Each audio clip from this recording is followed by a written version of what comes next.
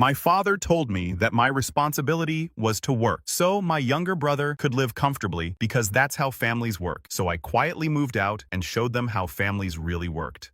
I'm 29 years old. Until recently, I thought I understood what family meant. I believed it was about mutual support, unconditional love, and being there for one another when life got messy. But that illusion really unraveled in the most brutal and humiliating way one Tuesday evening over meatloaf and mashed potatoes. My father, Frank, a stern, stoic man who rarely showed emotion unless he was mad, looked me dead in the eye with a calmness that chilled me to the bone and said, "You work so your brother can have a good life. That's just how families work." My mother didn't argue, she didn't blink. She just nodded like a puppet that had run out of strings to pull. The room felt quiet after that, not the peaceful kind of quiet, but the kind that makes your skin crawl. My younger brother Jason was seated across from me, smirking slightly, shoveling another bite of food into his mouth, without a care in the world. Jason, who hadn't held a job for longer than 3 months at a time, who had crashed 2 cars I helped pay for, who once called me crying at 3 a.m. because he overdrafted his account trying to impress some girl at a rooftop bar. Yeah, that Jason. I stared at them, my so-called family, and it hit me like a truck. I was never a son to them. I was a resource, a walking bank account, their safety net, their invisible lifeline. I didn't say a word that night. I finished my dinner in silence, pushing down every feeling crawling up my throat. Anger, betrayal, sadness. I smiled weakly when Mom offered pie, said, "No thanks. I've got work early tomorrow," and excused myself. But when I got home to my apartment, a place I paid for but rarely lived in, because I was always driving back to their house to help out, I sat down on the edge of the bed and let it all hit me. 29 years. 29 years of picking up the pieces for them. Of saying it's okay when they forgot my birthday again. Of loaning money with no expectation of it coming back. Of bailing Jason out because he's just struggling right now. Of listening to Dad's rants about how I owed this family everything because they took me in when I had no one, as if I hadn't spent the last decade paying that debt 10 times over. I didn't sleep that night. I just sat at my desk running through everything in my head, the endless list of things I'd sacrificed: relationships, travel hobbies, even job opportunities because they needed me. I remembered how just a few months ago I had turned down a project lead role in another city because it would have been too far from home, and Dad guilt-tripped me into thinking I was abandoning them. Jason needed help. Mom needed help. The dog needed surgery. The roof needed replacing. There was always something. Always. The next day I called out of work not because I was sick, but because I was done. I took out a couple of boxes, started packing up the essentials. I contacted my job and asked if the out-of-state transfer was still open. Turns out it was. I started making arrangements quietly, no announcements, no warnings. I withdrew from the shared account I'd been stupid enough to let them access. Yup. My paycheck went into an account where Mom handled family expenses. I canceled the auto payments on their bills. I called the insurance company and took my name off their policy. They didn't even notice, too used to things just magically getting paid. For 2 weeks I played the role. I smiled during dinners. I helped Jason with his side business, which basically meant I wrote resumes for job interviews he never showed up to. I nodded politely when Dad went on about family values and how I'd never understand real responsibility. It was like watching a play you already knew the ending to. But I was calm. For the first time in my life, I felt like I was the one in control, like the strings weren't attached to me anymore. Then came the moment, a Friday evening late spring. Warm breeze, lawn, freshly cut, the smell of barbecue in the air. Dad was in the backyard, beer in hand, talking to a neighbor about how hard it is raising 2 boys, like I was still a teenager crashing on his couch. Jason was in the garage trying to fix the motorcycle I had bought him last year. Mom was inside on the couch watching one of those crime shows she liked. I walked in with 2 bags and my laptop case. "Going somewhere?" Dad asked, not even turning to look. "Yeah," I said casually. "Moving?" Jason peeked his head out, a confused frown on his face. "Moving." "What do you mean I'm done?" I said calmly, not looking at any of them. "You wanted me to work so Jason could live a good life." "Well, congrats. Now you can figure out how to make that happen without me." Mom stood up, face pale. "Eric, what are you talking about? What's going on? I've been your crutch for years, paying for everything, bailing you out, being your emotional and financial punching bag. But I'm not doing it anymore. I've accepted a transfer. I'm leaving the state. And before you say anything, I left the bills in the mail. They're due next week. Dad laughed. Actually laughed. You're being dramatic. You'll be back. You always come back. I looked at him for a long time, his smug expression, his absolute certainty that I'd always be there no matter how badly they treated me. No, I said, not this time. I turned and walked out. I didn't run. I didn't slam the door. I just walked. And the silence behind me that was the best sound I'd ever heard.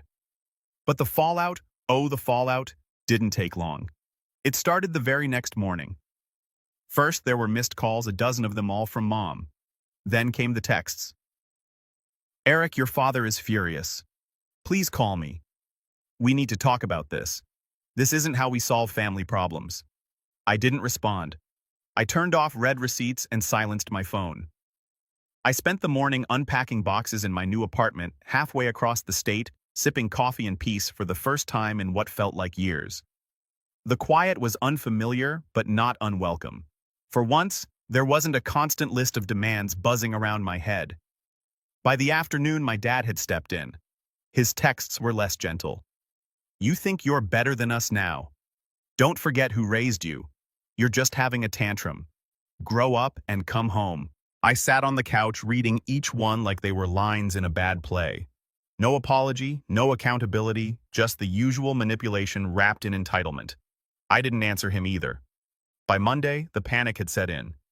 Jason texted, bro, did you shut off the Wi-Fi? None of our stuff is working. Then, wait, is the electric out too? And finally, yo, why is the landlord saying we owe $1,400? I'd already informed the landlord that I would no longer be covering rent. My name had been taken off the lease 2 weeks before I left. Jason had no idea because he never paid attention to anything he didn't directly benefit from. I knew exactly how this would unfold. I wasn't being cruel. I was being fair. For the first time in my life, I was holding them accountable. That evening, I got a voicemail from Mom. She didn't yell, but her voice was shaking, not with sadness, but with fear. Real, honest fear. Eric, I need you to understand. Your father, he's not taking this well. The power's out. I can't even heat up food. Jason has no way to get to his interview tomorrow. The car insurance lapsed. Please, honey, this isn't right. We're your family. That word family used like a weapon again, but this time it didn't pierce me. It bounced right off. Over the next few days, the messages turned into pleas. Jason sent a voice note. Come on, man. I've got nothing right now. Just help us get back on our feet. 1 month, that's all I'm asking, just until I get this job. I didn't play it. I didn't have to. I already knew the script by heart. Then came the guilt, a handwritten letter from my mom, forwarded by a mutual cousin who lived nearby. It was long, emotional. She talked about raising me, about birthday parties, scraped knees, school plays. She reminded me of the Christmas I got the bike I'd always wanted, the time she stayed up with me all night when I had the flu. And for a moment, I almost softened. But then I remembered what she said the night Dad told me I was working to give Jason a good life. She nodded, silent, compliant. Not even a flicker of defense for me. Not a whisper of dissent. That was her choice. And this was mine. A week passed. I started settling into my new life. I got coffee with a coworker who also transferred from our home office. I went to the gym. I even picked up my old hobby again, painting, something I hadn't done since college. My apartment didn't feel like a crash pad anymore. It felt like mine, clean, quiet, free of expectations. The weight was gone from my chest, and I started sleeping through the night for the first time in years. But back home, things were spiraling. Word got around. My cousin told me the power still hadn't been turned back on. Jason missed his interview. The cable was cut. My dad tried to apply for a loan in my name. He still had old documents of mine, but thankfully I'd frozen my credit. He was furious, storming down to the bank only to be told he didn't have access anymore. He sent me a single text after that. One line, "You'll regret this." No, I wouldn't. The kicker came when Mom tried to sell my old car, the one I'd let Jason borrow. Turns out it was still under my name. I'd reported it stolen the day after I moved. Cops didn't arrest anyone, but they did show up at the house. That must have been a real moment of clarity for them. The car was impounded. Jason raged on social media, writing cryptic posts about betrayal and fake family. I didn't respond, but they weren't done yet. Not even close. Late one night, I got a knock on my apartment door. I wasn't expecting anyone. I checked the peephole and froze. My father standing there in his wrinkled polo and scuffed boots, fists clenched, eyes wild. He knocked again, louder this time. "Eric, open this damn door." I stood completely still, heart hammering in my chest. He shouldn't have known where I lived. I had gone to lengths to keep it private. I hadn't told anyone the exact address, just the city. Then I remembered something. 2 weeks ago, Mom asked if I could at least send Jason the name of the complex so he could look into transferring schools. I thought nothing of it. I didn't give a unit number, didn't think they'd come here, but now he was outside, furious, unhinged. "Eric, don't make me call the cops on my own son," he yelled. The irony almost made me laugh, but I didn't open the door. I stepped back, picked up my phone, and dialed the number I'd saved just in case this very moment ever came. "Hi. Yes, I need to report someone trespassing at my apartment. He's shouting, won't leave. I believe he followed me from another city. His name is Frank Collins." Yes, my father. As I watched his silhouette pacing behind the peephole, muttering and swearing to himself, sirens began to echo in the distance. And in that moment, I realized something. For the first time in my life, they were finally going to learn what life costs without their personal ATM. By the time the patrol car pulled up outside, my father was still standing on the walkway, arms crossed like he owned the building, like he could knock once, and I'd come crawling back with an apology and a checkbook. But when those red and blue lights hit his face, I watched something shift in his expression. It wasn't panic, not yet. It was confusion, like he couldn't believe this was actually happening, like he was the one being wronged. I cracked the window slightly from behind the blinds and listened. One of the officers, a calm but firm woman, approached him. "Sir, we got a call about a disturbance. Do you live here?" "No, but my son does," he barked, emphasizing the word, like it gave him rights. "I'm here because he's lost his damn mind and I need to talk to him." The officer nodded slowly. "And he asked you to come here?" He hesitated. "No, but I'm his father." "We have business?" "Business doesn't entitle you to show up at someone's residence uninvited and start yelling," she said. "I'm going to need you to leave the premises." That was when he snapped. "You don't understand," he growled. "That ungrateful little brat owes me everything. I worked 2 jobs when he was a kid. I gave him a roof. Now he thinks he's too good for us. He cuts us off. Lets his mother sit in a freezing house, and I'm just supposed to walk away." The officer didn't flinch. "Sir, I'm going to ask you one more time. Leave the property, or I'll have no choice but to escort you off." He stared at her, breathing heavily, then glanced up toward my window, as if he knew I was watching. His face twisted with a look I'd seen only a handful of times in my life. Not anger, not disappointment, something deeper, powerlessness. It wasn't a look my father wore often. He was a man who commanded, who demanded, and for the first time someone else was drawing the lines. He turned slowly, muttered something under his breath, and walked away. His shoulders tense like they were made of rope pulled too tight. The officers waited until he was fully down the street before getting back in the car. I didn't sleep much that night. I kept thinking about what he said, about how he framed himself as the victim, how easily he slipped into that role the second things stopped going his way. And part of me still questioned if I was doing the right thing. After all, this was my family, my blood. But every time that doubt crept in, I remembered the night at the dinner table, the way he said, "You work so your brother can have a good life." Like I was a tool, not a person. Like my existence had a function, and when it stopped being useful, I'd be cast aside. The next morning, I got an email from my mother. Subject line, "Please just read. Eric. I don't agree with how your father handled things. I never have, but I also didn't stop him, and for that, I'm sorry. I think I let fear make me quiet for too many years. I've depended on you more than I should have, and I see now how unfair that's been. Your father is stubborn, but he's also scared. The world is changing around him, and he doesn't know how to live in it. Jason? Well, Jason has never had to learn to be independent. Maybe we all did you a disservice by making you carry the weight for so long. I won't ask you to come back, but please let's talk. Just you and me. No pressure, no guilt. I miss you. Mom." I sat with that email for a long time. It wasn't an apology, not a full one anyway, but it was something a crack in the armor. And it was the first time she used the word unfair. That alone made me pause.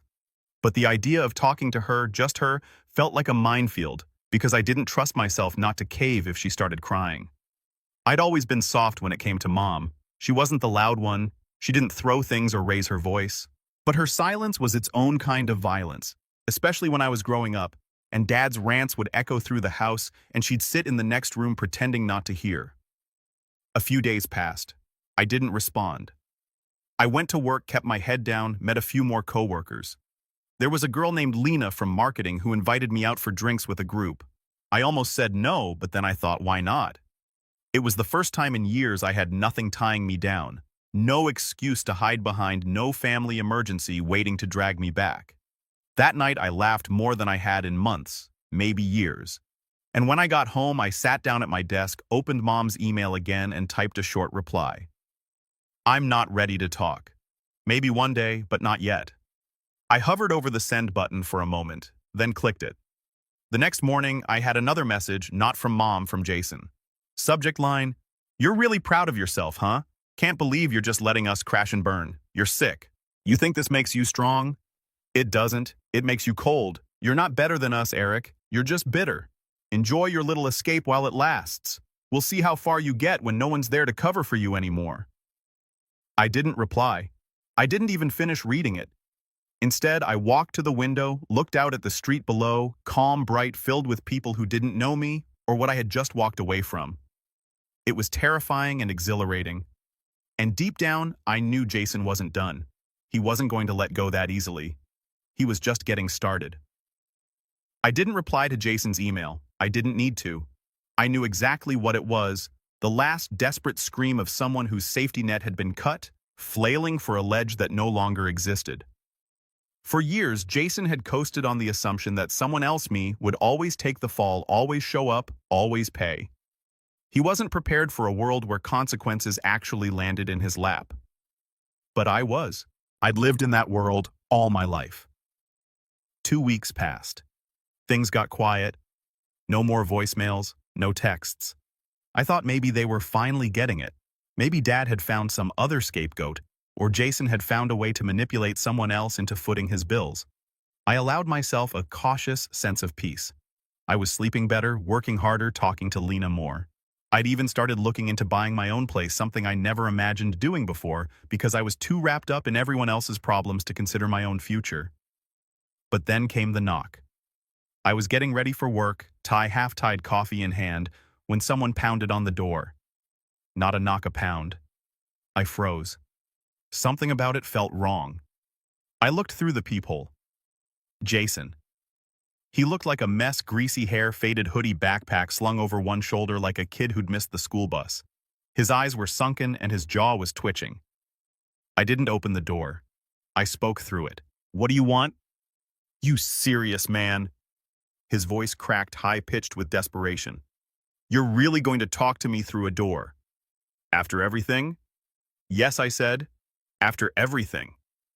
He stepped back, ran a hand through his hair. "I just need a place to crash. 2 nights, 3 max.